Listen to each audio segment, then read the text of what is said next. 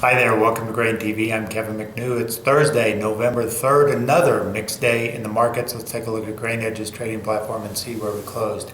In Chicago, corn managed a 2-cent advance, beans up 3 1/4, and wheat in Chicago losing 5, although down as much as 7 to 8 at one point today. News today was very positive in terms of export developments. Let's talk about some of the news that came out. First of all, let's start with the morning export sales or the flash sales announcements from USDA. We'll get to the weekly report here in a sec. But first, with flash sales, we had a bevy of flash sales that came out this morning. First, corn, 136,000 metric tons of optional origin corn that can go to South Korea. Now, that optional origin means it could come from a U.S. or a potential other market. Also on the corn chart was a 432,000 metric ton deal to Mexico. So that's yet another deal solidified by Mexico in corn that's been big here as of late. And also rounding out the morning export sales announcements by USDA, 120,000 metric ton deal to China. Other news today, there was some talk in the wheat market about the negative effect of Egypt allowing their currency to devalue. Basically, they cut their currency or let their currency float with world market conditions, and that led to an immediate 50% drop. The Egyptian government had been expecting to do this and had been stockpiling some commodities in advance of this, so traders are wondering whether this may be a sign of less demand from Egypt for wheat in the coming near term, although that may be not necessarily true because Egypt is the #1 wheat buyer and food security is a very big topic in that country, so wheat becomes a political commodity in some sense. Other news in wheat, India was rumored to maybe be lowering their import tax on wheat, which currently at 10%, but they came out today and said they would not lower it, so that too is sort of negative on the wheat market. Other things going on around the markets were crude oil continuing to get smacked lower, off as much as 80 cents a barrel. It's been a rough week for crude oil as we continue to grind lower into the low $40 range. And also a continued risk-off attitude. Equities were drifting lower a little bit, and the U.S. dollar was down as markets continue to sort of wait and take a risk-off attitude ahead of Tuesday's election results. Let's take a look at the weekly export sales that came out from USDA, and these numbers were very robust. We talked about this yesterday, that a potentially surprise could happen in beans, and we did get the surprise. The surprise was a very large number, 2.5 million metric tons in terms of exports for the week versus 1.2 to 1.6 expected. Corn also showing a very good number at 1.4, well above expectations ranging from 700 to 1 million metric tons. Meanwhile, wheat disappointed this week, 235,000 of commitments for the week versus 400 to 600 expected.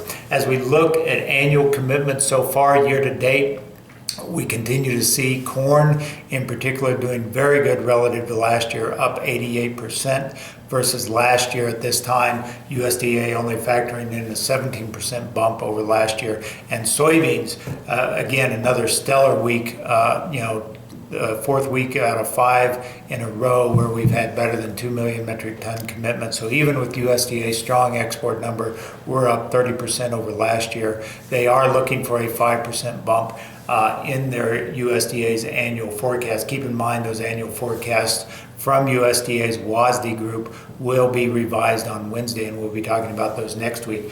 Also, wheat continuing to hold steady at 27% above last year versus USDA's 26%. Now, with the WASDE report coming down the pipe, people are talking about the potential production numbers.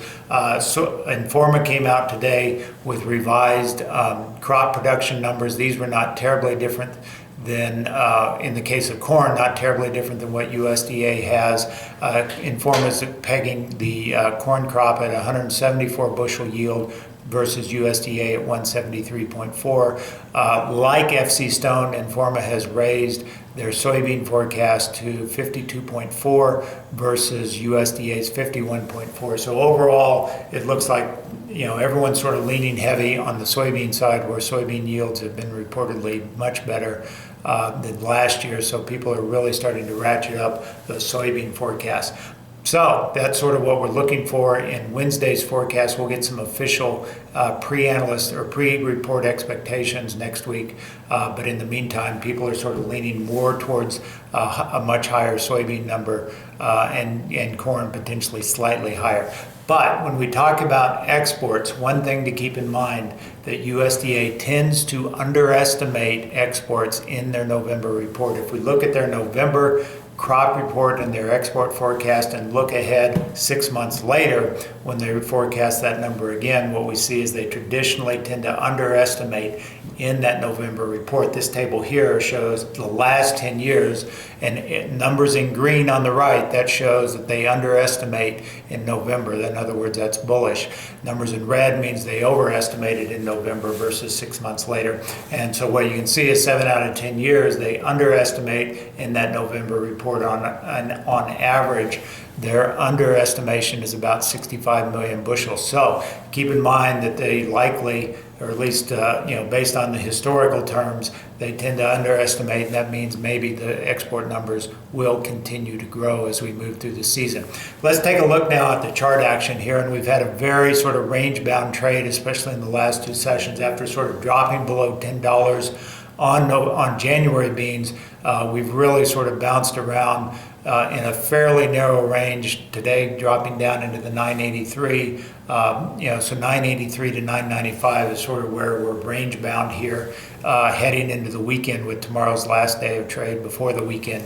So keep that in mind. I wouldn't be surprised to see us maybe continue to drift a little lower, but overall I think it's going to be sort of a wait and see attitude on the markets with two major events coming. First, the political election on Tuesday, and then the crop report on Wednesday. I think there's going to be a lot of uncertainty in the market and very little willingness to drive prices one way or the other ahead of that. That's all we've got for today on Grain TV. As always, if you'd like to learn more about how we can help you in your own grain trading situation, by all means, visit us online at grainhedge.com. Take a demo of our free trading platform. As a GrainHedge trading client, you'll get our technical alerts email first thing every trading day. Technical Alerts is a powerful system that generates quality trading opportunities. Each trading opportunity shows a chart and analysis providing clear price targets and risk potential. Technical Alerts look at historical chart formations and compare the current environment to the past to form concrete trading recommendations. The commodities covered by Technical Alerts includes grains, livestock, crude oil, currencies, bonds, and metals. Start your trading day with the most powerful insight into market direction and improve your trading today. Sign up at grainhedge.com to become a client.